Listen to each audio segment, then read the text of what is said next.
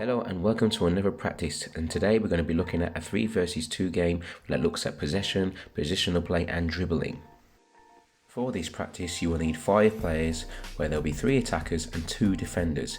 There will be also 2 end zones on each end of the area with a halfway line. Now the practice will start with an attacker who will start in the end zone, who will then look to build up play with his teammates to try and get over the halfway line and score in the opposite end zone. Don't forget, the attackers and defenders should always start the game in their own halves.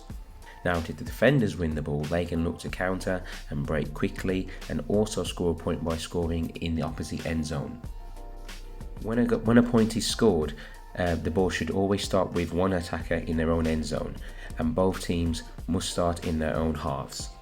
What I sometimes like to do to vary the practice is I'll add a player who can play for both teams. Some people like to call it the joker, some people call it other things, but this will help add an extra player, an extra dynamic, so when their team is in possession they can use and have so if it's the attackers they'll have 2 extra players, if it's the Blues they have an extra player to use instead of just 2, they'll have 3, so it can be more of a better matchup in order to play and to try and get out and make those counters.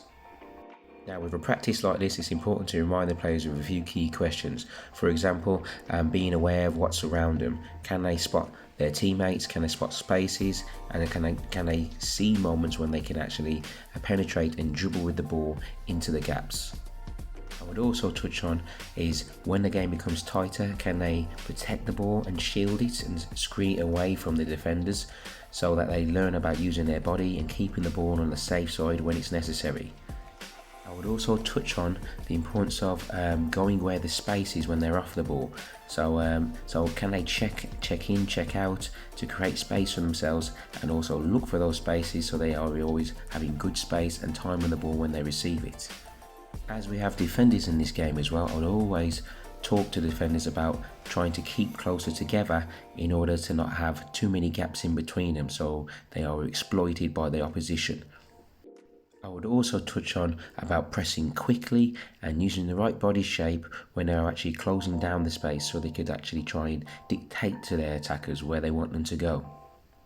I would also touch on standing their ground and not going to ground too early. So can they guide the attacker instead of trying to sell themselves too early? And the final thing I would touch on is, can they recognise who needs to press and who needs to cover? So one will actually try and deny the attackers the space, and one will just sit in behind and try and cover, so they can't have players running in behind and they can actually cover and recover the situation.